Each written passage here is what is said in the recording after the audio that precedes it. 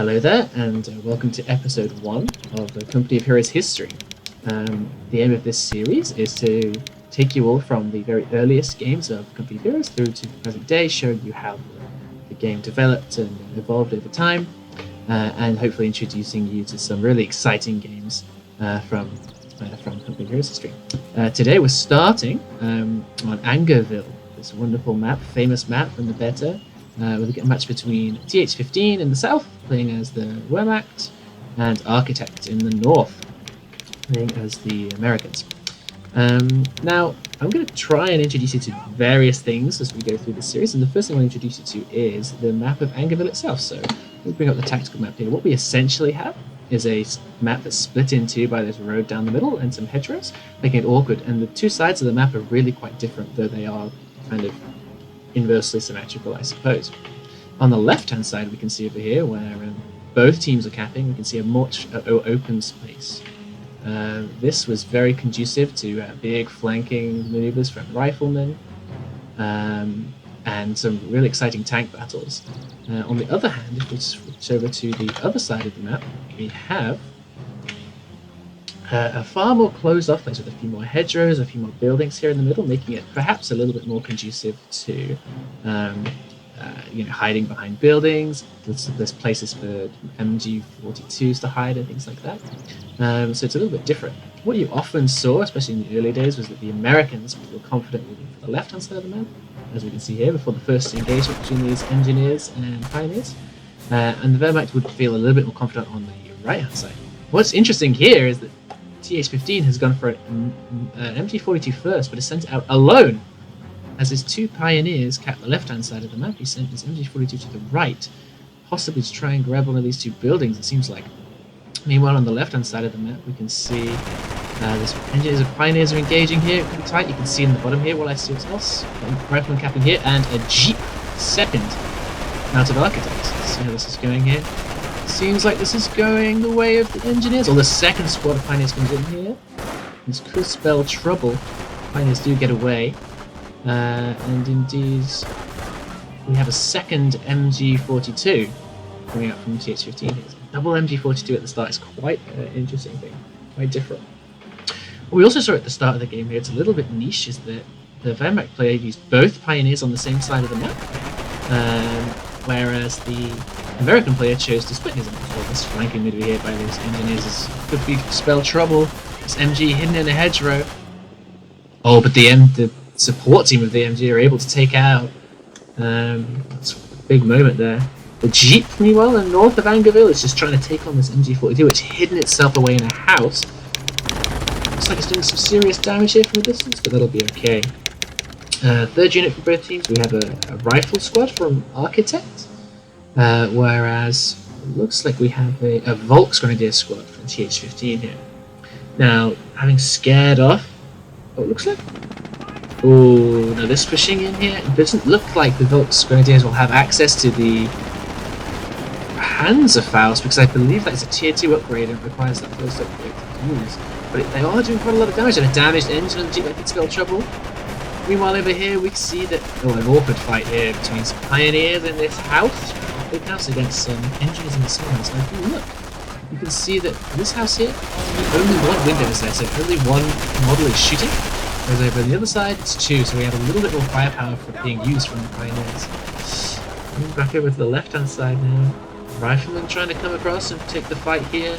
The Jeep did in fact get away, just about with its life, and we have two Rifleman squads converging on the single Volksgrenadier squad of th15, which could spell trouble moving in close now as well, where the Riflemen really excel. Oh yeah, the Volksgrenadiers do the right thing there and retreat. Now this MG42 is still sat here in the north. Oh, and picks off the engineer squad as it was retreating, having lost this little battle down here. That's a big moment. That's a lost squad, as you may or may not be aware, is always a big component for MG here, fighting, shooting. Well, this could spell trouble. Do they have access to grenades? It looks like they do. Grenades in the window. Oh, two grenades in the window. This MG42 has no choice but to retreat, and does so again, just losing a model there. Now, it looks like a very awkward map. Doesn't really seem like either player has had their fuels, either of the plus 16 fuel points both capped and connected. You can see here, because this place has been decapped by the Wehrmacht team. The Americans haven't been receiving this because it wasn't connected to their home base. That's changed now as the riflemen have reconnected it, but the Volksgrenadiers are going to be taking that if they can. Meanwhile, both plus 16 munitions on the side of it haven't been capped, so there's a lot of income that's been missed by both players. Interesting to see what they'll be able to afford moving forward. Oh, it sounds as though we have some MP40s somewhere. I could be wrong. It sounds as though MP40s have been upgraded somewhere. Oh, this is not a good battle here. Oh, look at that. Using a lot of models. Oh, and that's a lost squad there, taking revenge for the engineers earlier. The Jeep's back, causing havoc again. Recap there, so that's still fuel, no fuel income for the Americans. And, oh, Architect, it looks like he's going for an operations post, which increases the income from that point somewhere. That's an interesting choice when he hasn't really even capped this side over here. I'm not sure whether the 200 manpower that goes into that is best used there or best used on another rifleman squad that may help him get access to these points as well. Now we see the Volks moving up on the right hand side to try and scare away this rifleman squad, but they've got a lot of health, so they should be okay here if they can try and move from a distance. Or looking like they're just going to both decap a little bit. This MG is very isolated at the front. I wonder what it's going to go for. Looks like he may try and decap with the MG. Of course, the heavy machine gun can't set up and can't use its main weapon while capping. So it really does make it quite vulnerable, particularly when the riflemen are coming out with grenades. Very tricky. On the left hand side, we see a beautiful attempt at a flanking maneuver here, with the engineers moving around the side while the riflemen are taking the brunt of the fire. I'm not sure the engineers have got the firepower to really make the most of this, particularly when the riflemen are under fire from these Volksgrenadiers as well. They are moving in and they're going to do some damage, but the Volks can just move back while the riflemen are pinned and unable to move and attack. This should be a decent engagement for the Volksgrenadiers. Yeah, the Wehrmacht did well there. Oh, he's putting down some barbed wire across here. This is quite a lot of barbed wire. It's an awful lot of barbed wire, actually. Oh, meanwhile, there's another fight going on. Sorry about that. I'll go back to the barbed wire in a second. Looks like, oh, that's a very awkward moment. Oh, and the MG does go down in the house. That's a big loss. A very big loss indeed. Yeah, this is very good because it does stop flanking movers coming through the road and through here, or this side even. So it makes it easier to lock down this whole left side of the map with a single heavy machine gun.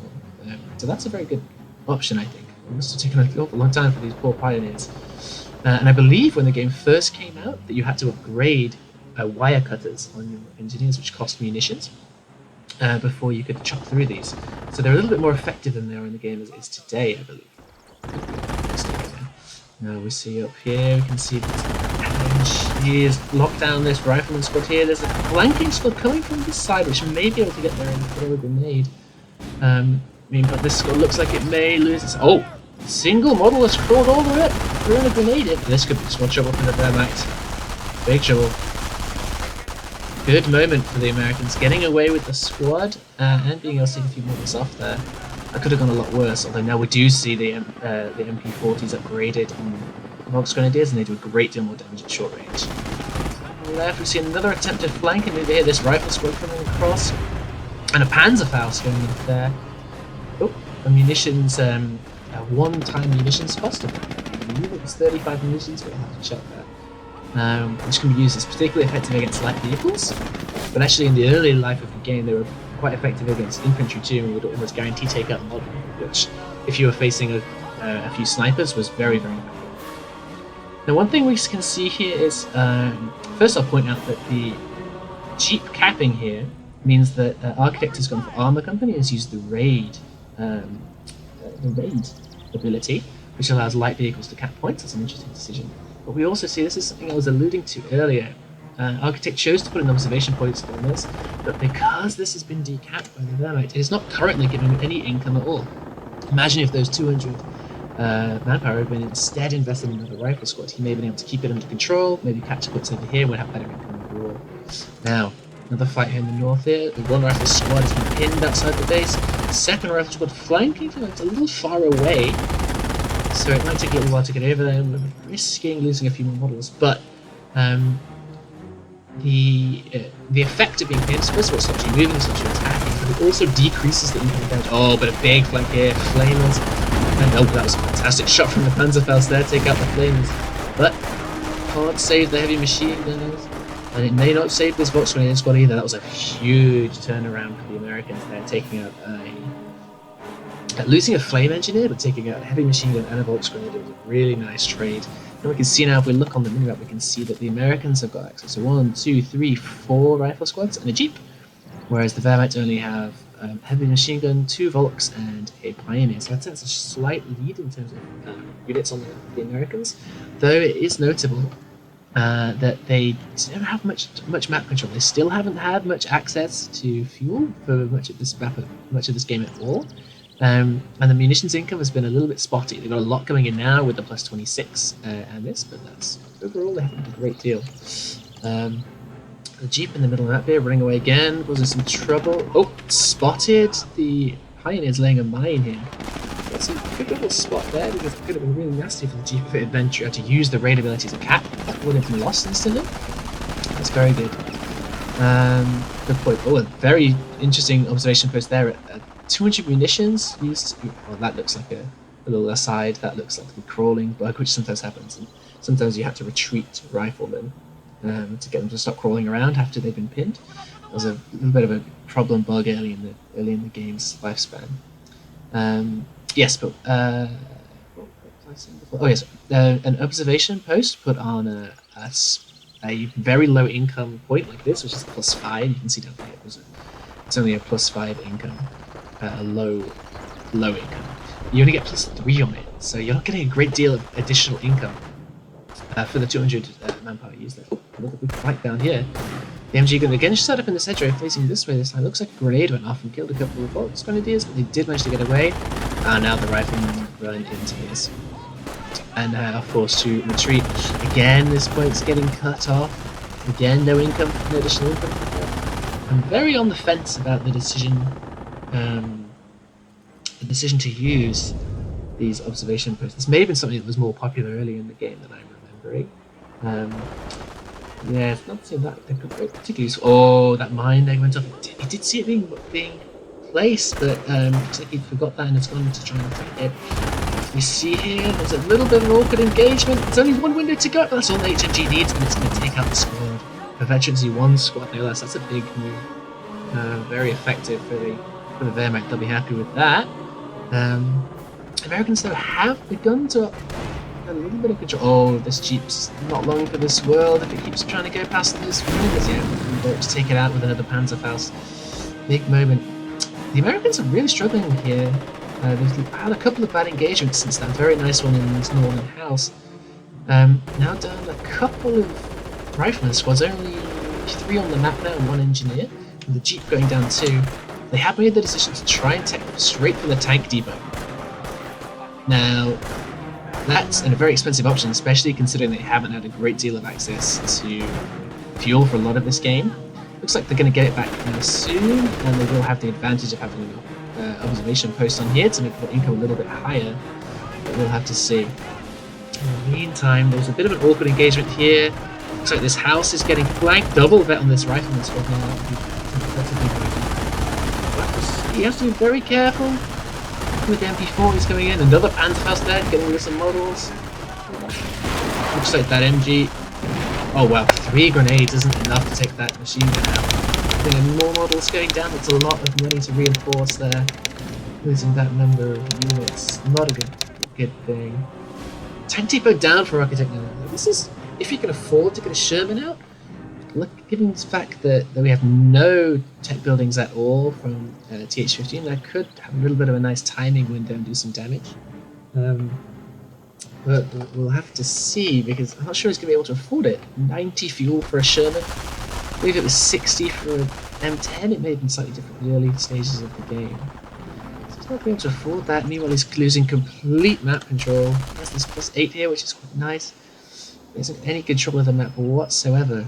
And very little income on both munitions and fuel. This is a desperate situation. Oh, we see a building here. A Sturm Armory from th15. So looks like he's going to be able to build some tanks. Oh! Or not a Sturm Armory. He's decided...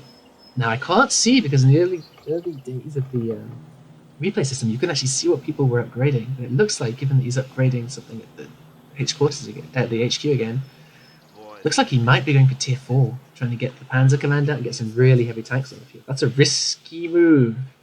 Maybe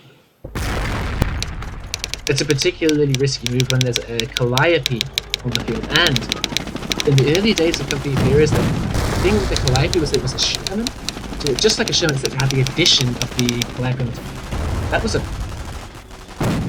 That Panzerfaust didn't do any damage, which is unusual.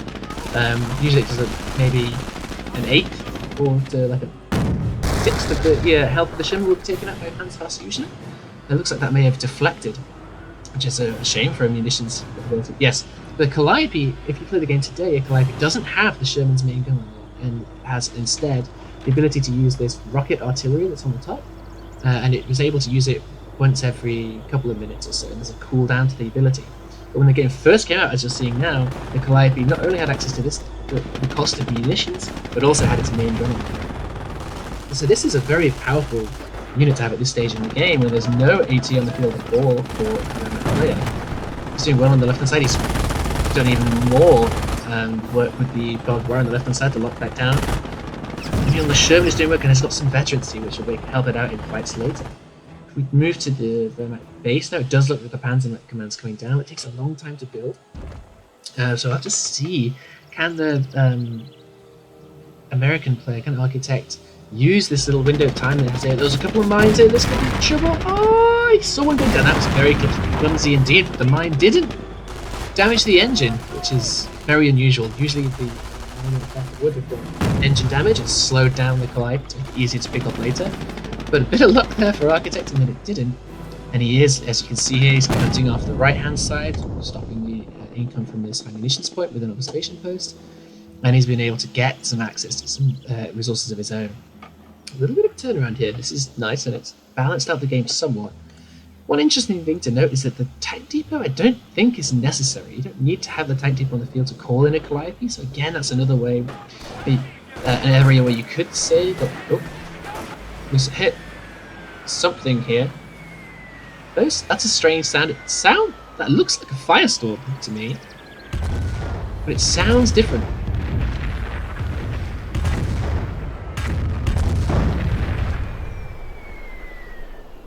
A little bit of bad luck there for Architect, in that the bar is dropped on the floor and can be picked up by somebody else.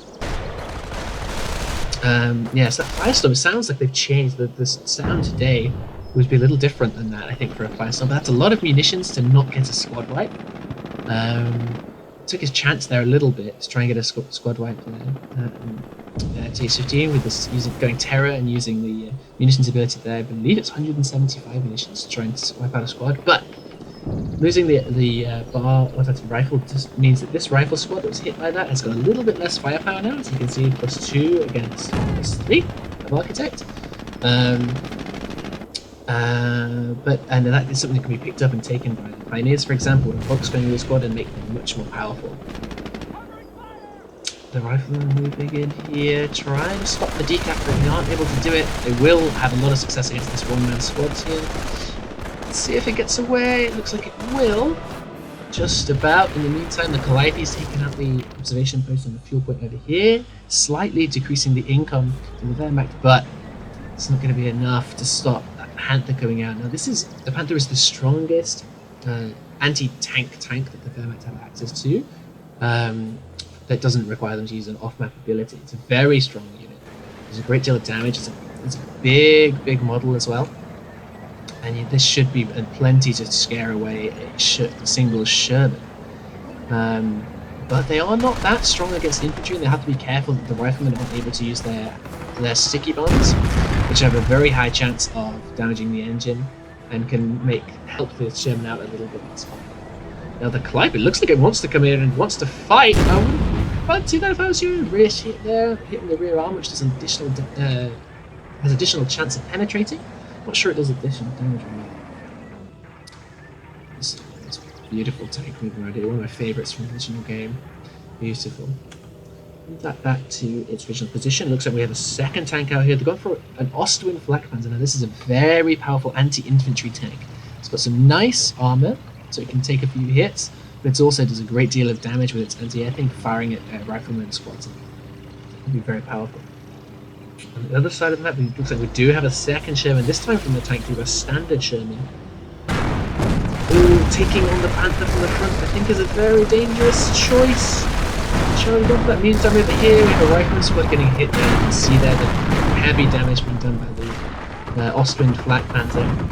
Forces a retreat, and this is the Calliope using its rocket artillery. It takes quite a bit of health off the Panther, but isn't enough to take it down. Now, Architect here looks like he's trying to circle strafe, whereas if you drive in circles around certain Axis tanks, you are able to stop them from hitting you.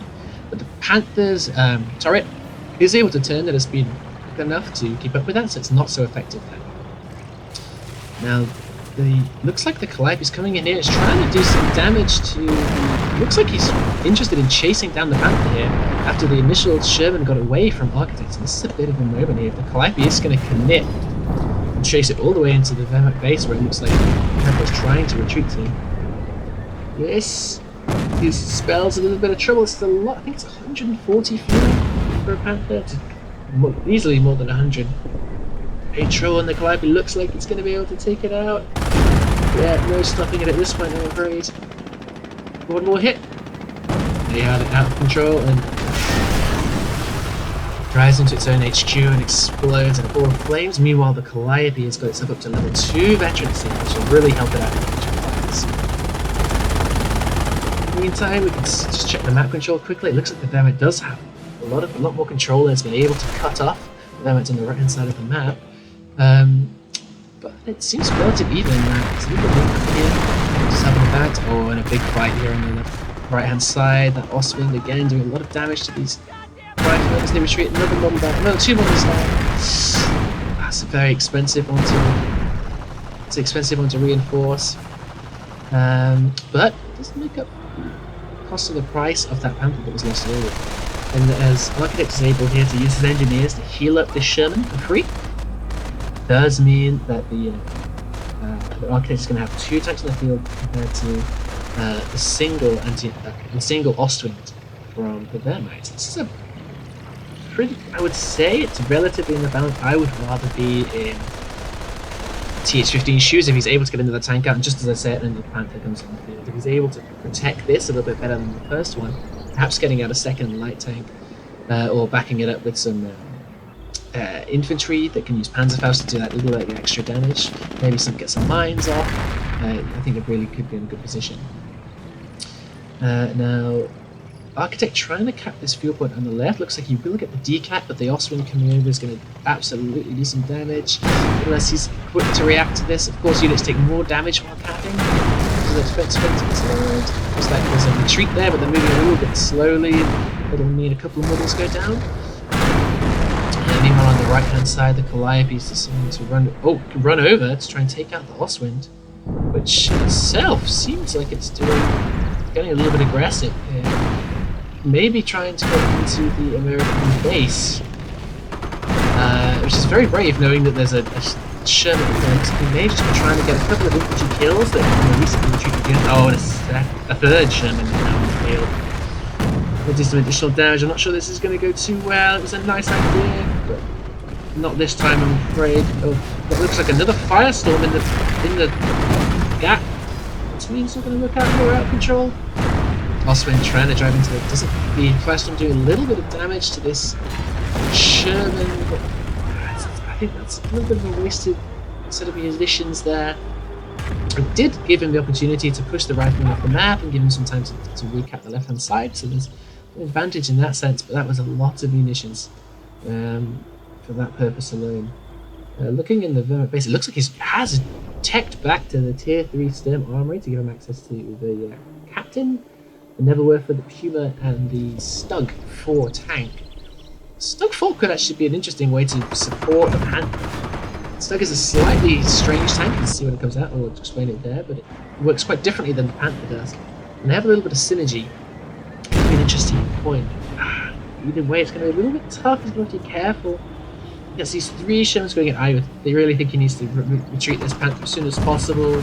Although it's much stronger than a Sherman in isolation, 3 Shermans can really cause trouble, especially with the rear armor exposed like this. It's not great. We do see a Stug has come out. The Stug isn't armed with a rotatable turret like the Panther is, and has very strong front armor, but it's a little bit slow to turn. So the circle strafe maneuver earlier, Archit was trying to use is more effective, much more effective. Oh, destroyed engine on the fly with the Calliope. That too will go down. Is he going to be able to save the Panther? We'll see the Stug here not being effectively circle strafed by this Sherman tank. This is a bit of an awkward engagement here. Here we see the circle strafe in use. It's just about fast enough to get around the back of the Stug, reveal its weak rear armor and take it out. But it looks like it has decided to disengage instead this time around. The Panther with low health against the Sherman that has full health has the advantage of his mine here, so any attempt to circle strafe is a little bit tricky. Oh, this is going to be a bit of an awkward one. I would get out of there if I was that Sherman at this point with the repair and the Stug coming over. It's going to be very tricky. Good awkward one, revealing the rear armor again. That could be a dead Sherman. Particularly if the Panther decides to chase, looks like it will.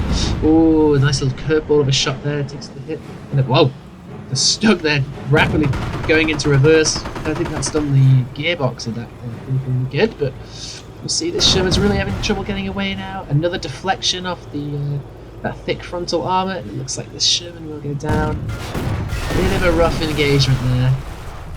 1 Stug and 1 Panther remain to take out a Calliope with veterancy and another Sherman. That's a very good engagement for the Wehrmacht there.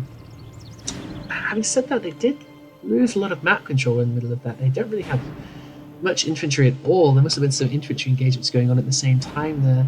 And that's a little bit of a tricky position here. We see 4 rifleman squads capping the entire map from the Americans. And 2 Shermans.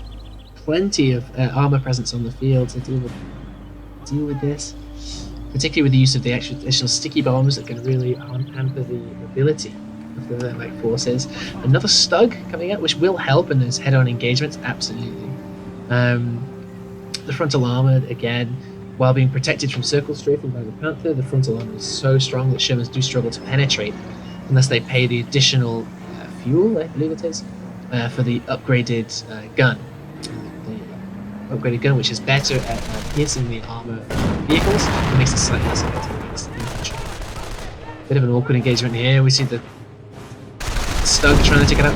Oh wow, bit of a sniper Stug there, taking out the model there with a bit of help from the Panther in the distance. Has been sticky bombed, which will damage the engine and make the Stug particularly so and even more vulnerable to the circle strafing. Panther then moving forward. Oh, Panthers also been hit with a sticky bomb. It's going to be more mobility problems. Big trouble. Stug here doing some more damage, but the flanking rifle squad is able to get up another sticky. Now, what the Americans doing here? Losing some models, losing some squads, but he is setting up the opportunity. Meanwhile, there's a fight going on over here. It looks like I would rather be the better up there. Setting up the opportunity for an engagement. I don't think it's quite going to be enough, though. The opportunity to circle strafe would have been there with a couple of tanks, then maybe this could happen. But at the minute, it looks like the firepower is just too much. The circle strafe hasn't been properly pulled off, not focusing fire effectively. Ooh, this is a rough one. 1 Sherman goes down. I think the 2nd Sherman's likely to go down as well, unless he gets a bit lucky. Nope, out of control. Another Sherman bites the dust. That was a shocker. 2 Shermans down for no trade at all. This has turned around a great deal now. A couple of rifle squads went, maybe 1 rifle squad went down, a lot more models lost. And 2 tanks off the field. That's quite a big turnaround, as you can imagine. Gives a great opportunity for th15 to recap the map, and he's going to be pretty safe, I would say, for the time being. Not enough anti-tank on the field at all for Archit3ct. Losing another squad there, that's going to be really troubling. I'm not sure how much manpower he has, Given the fact he's not reinforcing his squads, it would make me think that yes, indeed, here we go.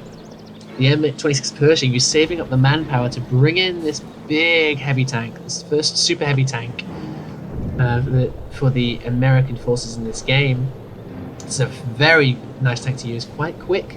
It's a very powerful gun, very nice armor, and I mean, just look at it. It's a beautiful model. So look at that, very nice indeed.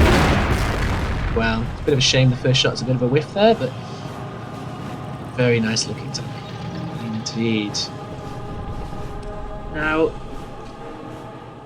looks like we're still seeing a lack of reinforcement from Archit3ct. It seems like that was taking a big chunk out of his resources.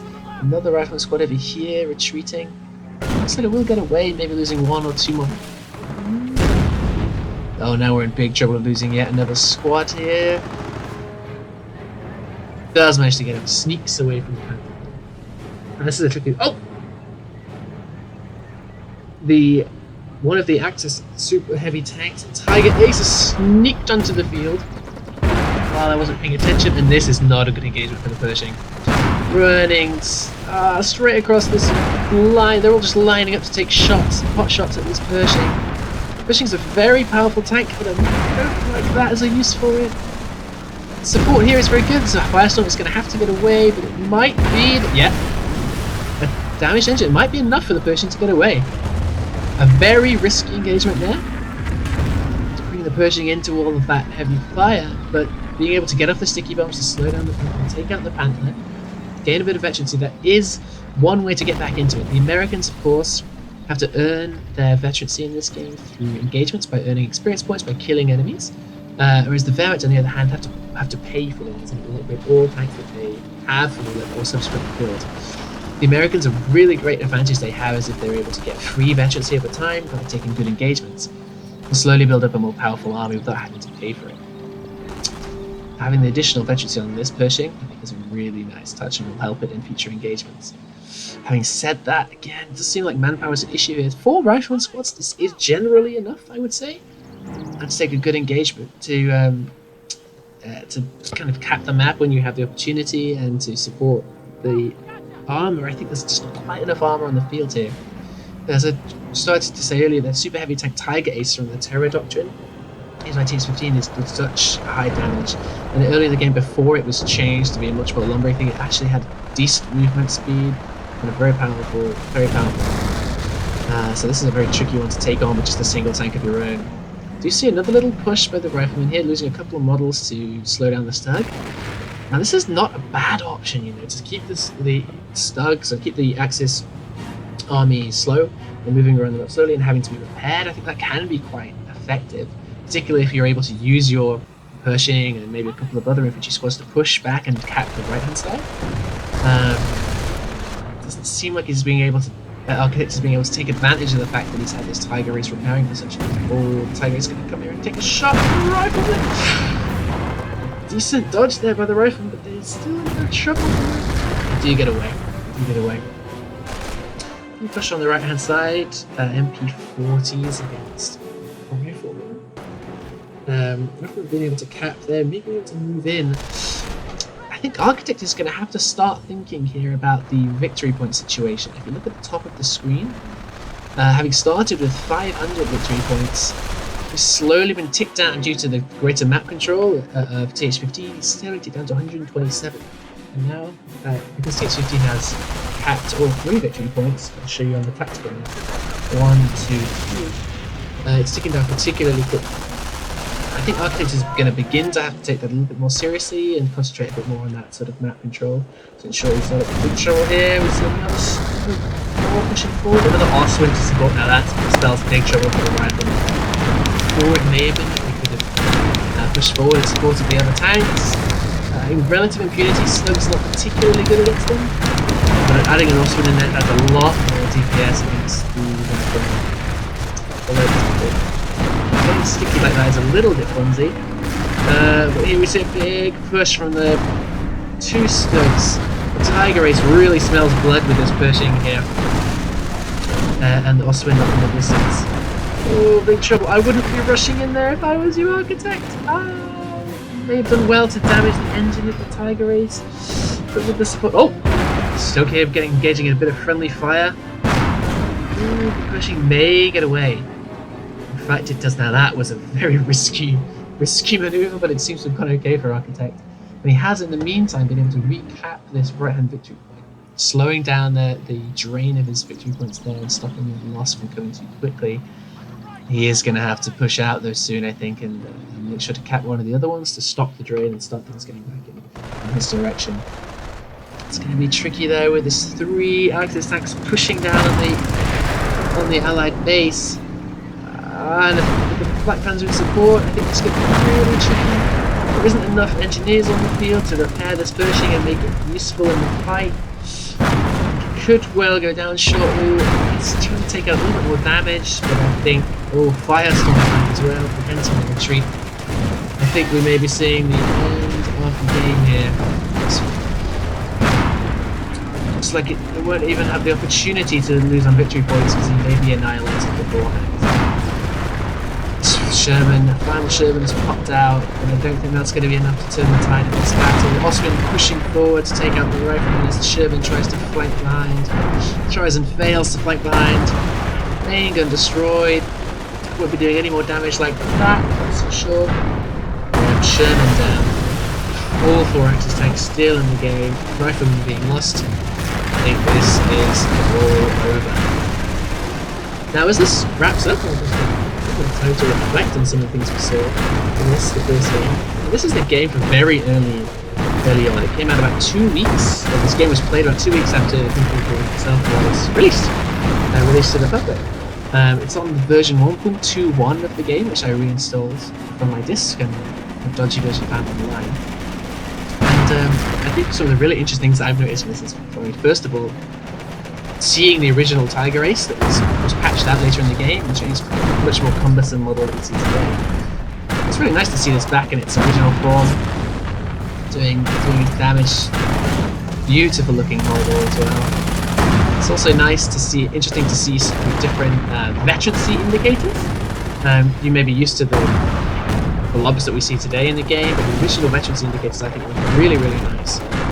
The chevrons being added to the units is beautiful. Seeing the original variety was very interesting for me, very nostalgic indeed. And, yeah, I think this is a nice one to start with. I think the level of play we might see increase quite a lot as we go through. There's a little bit of idle time from the units, a lot of fairly poor engagements being taken. But I think as a way to reflect on, be nostalgic about the game, it's a really nice way to start.